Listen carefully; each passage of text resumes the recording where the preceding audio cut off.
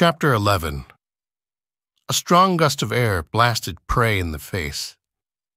The silent ascenders stopped at his command and stared anxiously about. "We are at the gap," he grunted. "Kudurru, bring me the rope and the launcher." A young kid in rags pushed his way past the others, along the narrow passageway and up the steps to Prey. "Here they are, sir." "You did good, kid. Hang in there," said Prey, ruffling the boy's hair. Prey took the launcher, which was actually a quad bow. Twice the strings, twice the power. A bitch to fire. He took the rope, found the firing bolt, and notched it into the bow. He held out the X-shaped bow so that his arm could draw back the bolt and not get hit by the release. His muscles strained under the drawstring tension as he pulled them back, took careful aim, and released.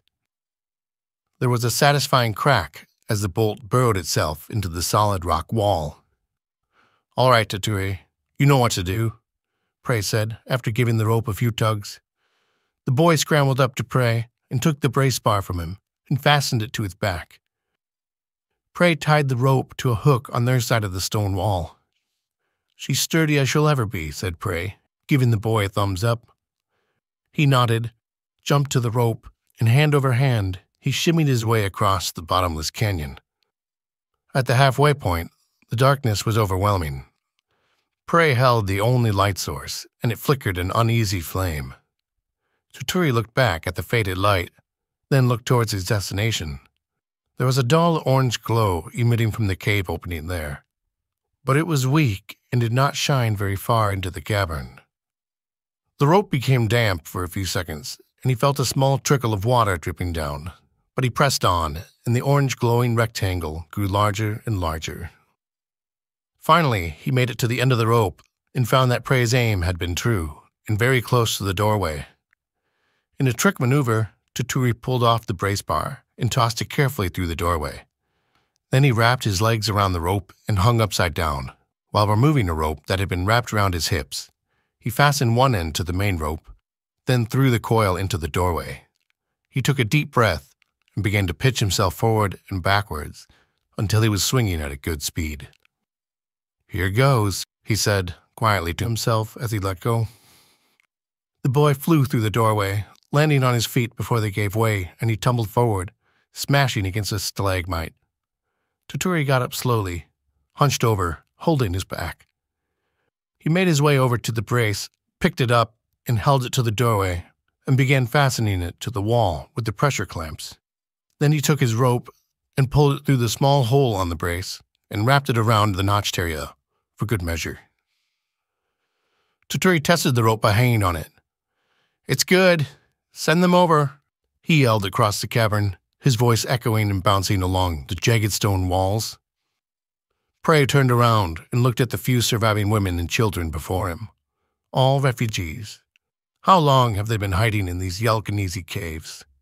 This magnificent, natural shelter that Faradon had provided them in a time of need. Prey had been to the surface after the atmospheric rupture destroyed the planet's skin and suffocated all its people.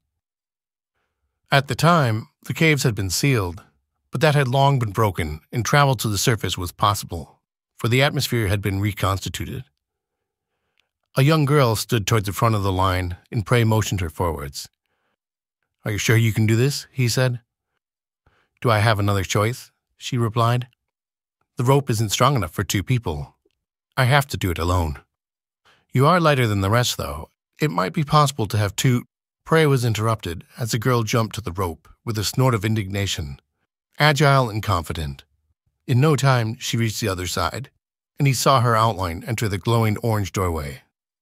He breathed a sigh of relief. "All right, who's next?" he asked.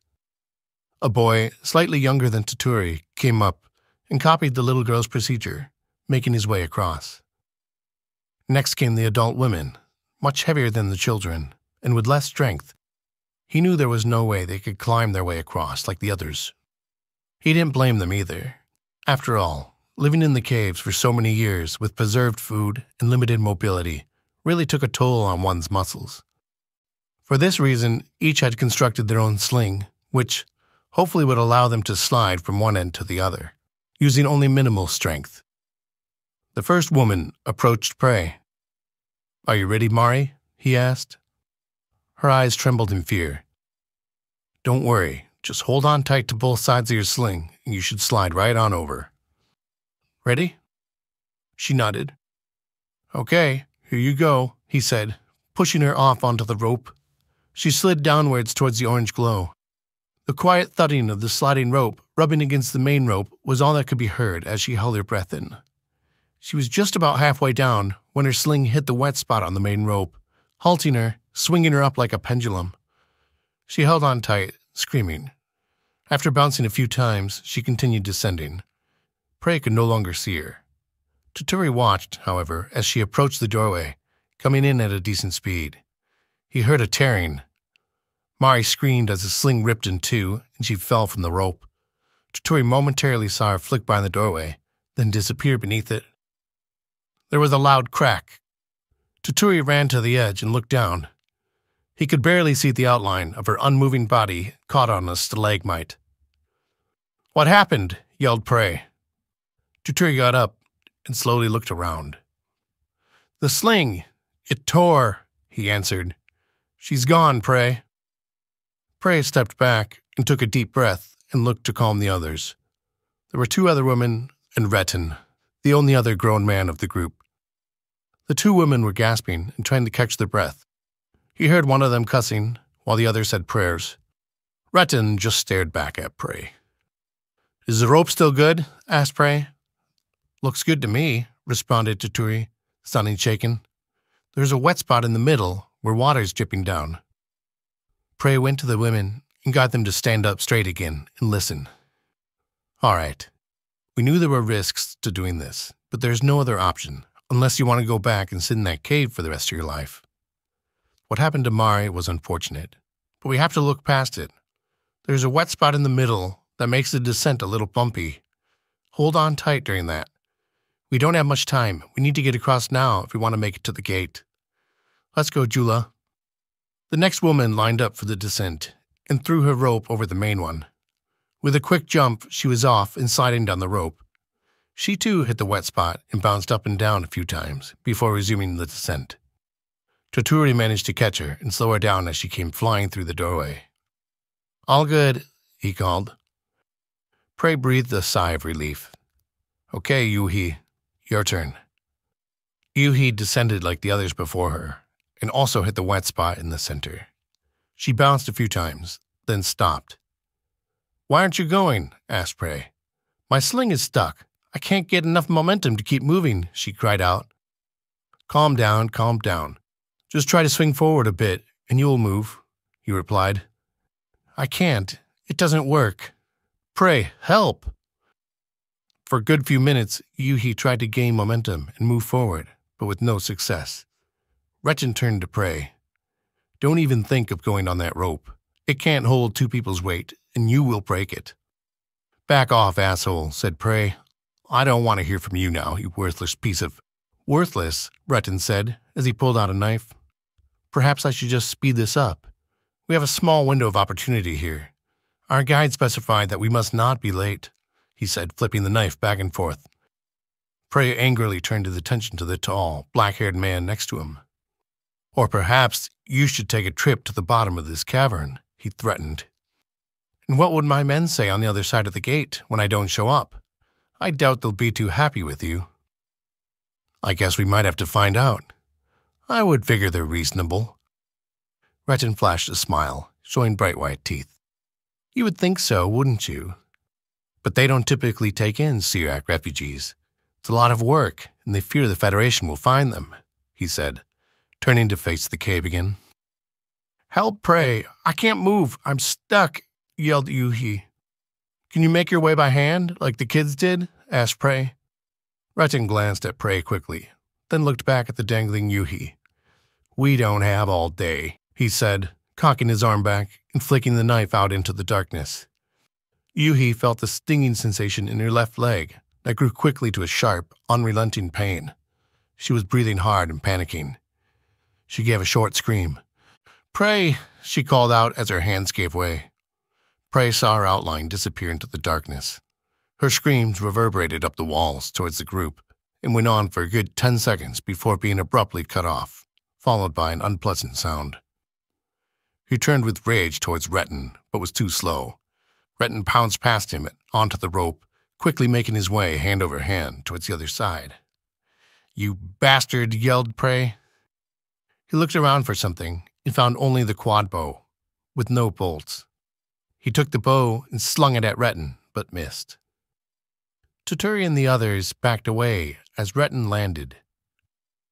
After another minute, Prey came through the doorway and saw Retton holding a knife to Kudurru's neck. "You're going to forget about what just happened back there and open the gate, or the boy gets it. Besides, you need me." Prey stared for a good minute at Retton before moving past him and the hostage, and towards the dark columns that stood before him. The others followed, with Retton in the rear. As they got closer, a figure lay on the ground in front of the gate, and Prey noticed footprints in the sand leading out of the gate room. "What's that body?" asked Retton, still holding Kudurru close. Prey approached the big heap on the ground. The others soon surrounded it. "Is that one of those?" "One of those." "Relg," said Prey, interrupting Jula. "A dead Relg at that." Retton closed his dropped jaw. "It looks like it was hit by something big. Look at the scorch marks all over it." "All right, let's open up this gate and get the hell out of here before whatever did this returns." Retton made his way over to the gate, still holding Kudurru hostage at knife point, and punched in a series of commands. Prey came over and entered another series. Slowly it came to life, and the pad turned yellow. "The gate is open on our side," Prey said to the group, waiting for them to accept. After 10 minutes, the pad turned green, and the gate erupted into action. Prey gave Kudurru a nod. The boy quickly pulled his head down and passed the now loosened knife grip, rolling onto the ground near the gate. Retton, surprised, looked up just in time to see Prey launch from his feet in a pounce. His hulking body connected with Retton, launching him backwards into the sand. Prey got up and grabbed him by the neck and began to whip his head into the ground. He looked around. "Go through the portal. I'll be right there." The four jumped through the portal. Prey turned his attention back to Retton, lifted him up, and carried him over to the stalagmites. "You need me," Retton gasped. "No, I don't," Prey replied. He positioned Retton's head on top of the stalagmite and brought his skull down on it with full force. The dull rock impaled right through the back of his head and out Retton's right eye. Prey grabbed the corpse and dumped it on the relic body. He wiped the blood splatter off with some dirt and walked through the gate. Blood poured out of Retton's head, pooling around the dead Relg. After a few seconds, the pool began to shrink. The blood on the Relg's armor wormed its way inside, and soon, too, was gone. Slowly, the Relg's armor began to emit a dull glow. Vivid green filled Prey's vision as he stepped onto Kalindra. He hadn't seen natural, green plant life in so many years. He glanced up and saw blue skies, real blue skies. As his eyes slowly adjusted to the brightness, he made out the others standing nearby, with another unknown man. "Hello," said Prey with excitement. "Shh," the man rushed over. "Sorry, but we are in the wilderness. This area is uncontrolled. Many wild and dangerous peoples live nearby, so I need you to be quiet while we sneak you out of here," he whispered, looking around. "Where is Retton?" Prey looked at the man before him. He had dark, heavily tanned skin with long black hair bound up in a bun. He stood the same height as Prey, but was much more lean. "He didn't make it," Prey replied. The man recoiled a bit and thought for a few seconds. "Oh well, I never liked him much anyways. Let's go." Just then, another Kalindrian stepped out from the brush, a spear protruding from his chest. He waved aimlessly towards the trees and fell. A spear came flying out from behind one of the trees and hit their guide right above the knee. He fell to the ground in agony. "Run!" he screamed as another pierced his chest, cutting him off short. The others had already taken his advice. Prey dove to his right and crawled through the low underbrush. He came to the edge of a hill when he heard movement in the tall grass near him. He looked around and found a rock the size of his head. Quietly and smoothly, he pushed the rock up and over the hill, then lay down as flat as he could. He heard the rock slowly tumble its way down. In a blur, 2 men ran by him and went down the hill, spears in hand. He waited a few seconds, then inched away, taking care to leave as few traces as possible. After 5 minutes, he had put a good distance between himself and the hunters. The gate was still visible to the left of him. He had made it on a ridge and was able to peek down below. There was a man, ornately dressed, with 6 gilded spears on his back, fanned out sideways like a butterfly. The children and Jula were dragged in front of the chief. One warrior came in from Prey's direction and spoke with the leader in a language unknown to the Syrak. One of them got away and is hiding around here. We will find him in a matter of minutes. What should we do with these? He gestured to the captives. The chieftain turned towards the hunter. Find him and kill him. We will take the females back to the camp. The boy isn't worth the meat on his bones. I'll let the Fati have their way with him, he said, motioning for the raiders to take the women. Prey didn't understand a thing, but this was his chance. The leader was distracted, and both warriors had their backs towards him. 5 feet in front of him lay a dead Kalindrian, a spear stuck out of his back. Prey crept closer and made it to the corpse.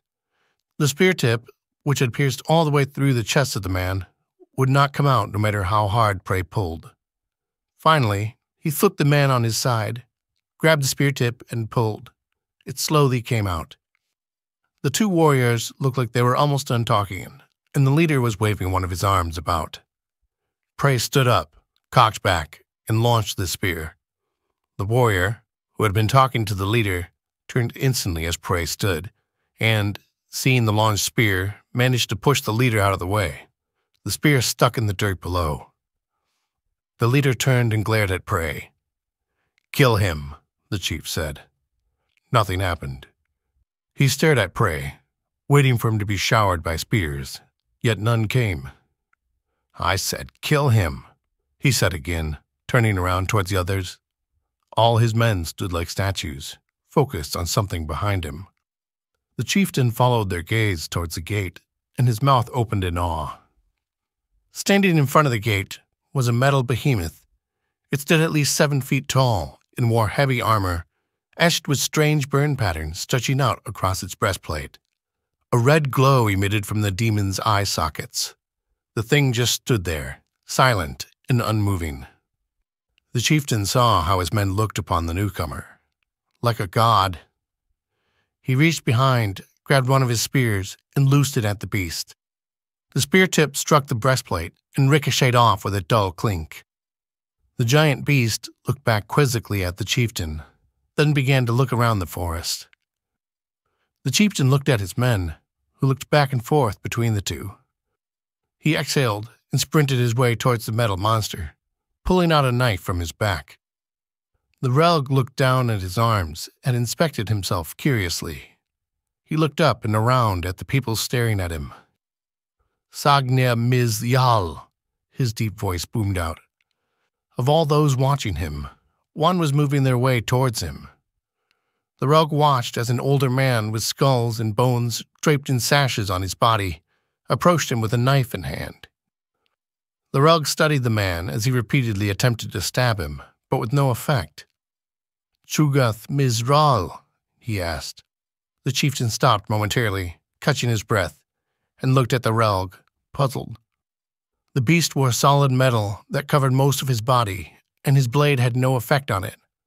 There was a small blackened hole in the chest piece, but he didn't think his blade would fit through it.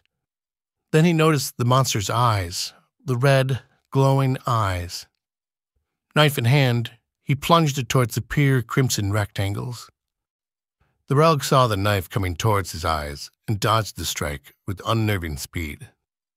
Then, just as quickly, his hand burst forward in a flash and latched onto the attacker's chest. He gave him a quick, sudden jerk that shuddered his body, causing the knife in his hand to drop free and go flying outwards.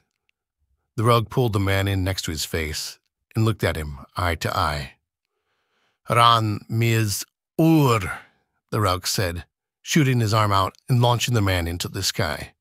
He flew up and beyond the trees, where he disappeared from sight. The rug looked back at the open-mouthed beavers. There were about 9 of them that looked like the chieftain, and a few others that did not look quite the same. There was a hustle and breaking of branches as the locals went running in every direction, leaving their prisoners behind, hoping that perhaps they would buy them some time. The Crimson Soldier leapt down to the ground with a tremble and approached the terrified Syrax. "Yeres ter." "What does it want?" Jula asked the others. "It doesn't seem to be able to understand us," said the boy. "Its Quadulant translator must be fried," Prey said, descending from the small ridge. "Tuturi, do you still have that rucksack I gave you? There should be an external quadge in there." The boy rummaged through the contents of the pack until he found what he was looking for and pulled out a small, square-shaped device. "But then why can't we understand it? Ours is still working." Prey took the device and motioned carefully to the giant. "That I do not know, Tuturi. I simply do not know." The Relg showed no discomfort or fear or really any motion as the man in front of him tied some piece of metal over his armor on his right wrist. "Hello. Can you understand me?"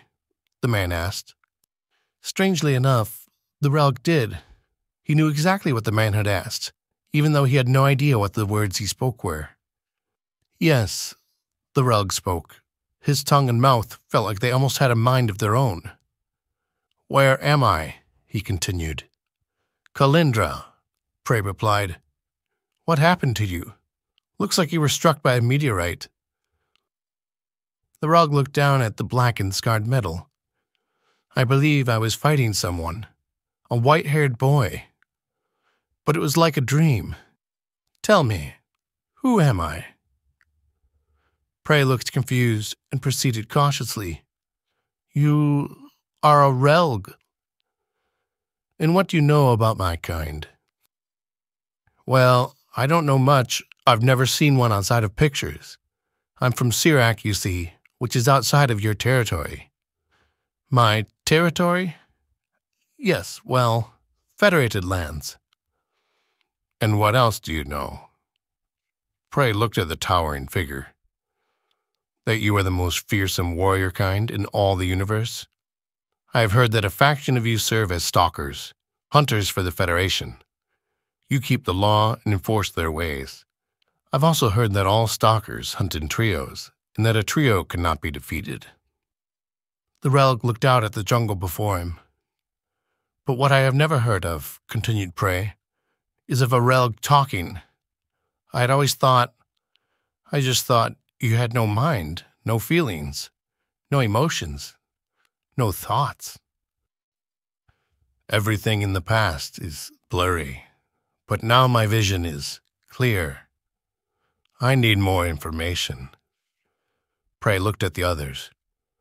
"We were planning on heading to the city, but our escorts got ambushed. There are bound to be people there who know much more about your kind than I." The Relg looked at the dead chieftain. "So this planet has more than these lesser beings?" "Oh yes, of course. The civilized portion of the planet is extremely advanced. It just happens that the gate we took," Prey gestured towards the nearby doorway, "happens to be located in the midst of these primitive peoples." "Well then, should we make our way to the civilized peoples?" the Relg asked. "Absolutely. However, we lost our guides. I have no idea which way to go. We are trapped here in this thick jungle." The Relg knelt down on one knee and reached instinctively to his belt, where his staff should be. He released a snort, not finding it there. Instead, he moved a hand to the ground and knelt patiently for a few moments. "There is a small population over there," he said, pointing off beyond the gate, "and a much larger population that way." His finger pointed off towards the thick jungle. "It's but a day's walk.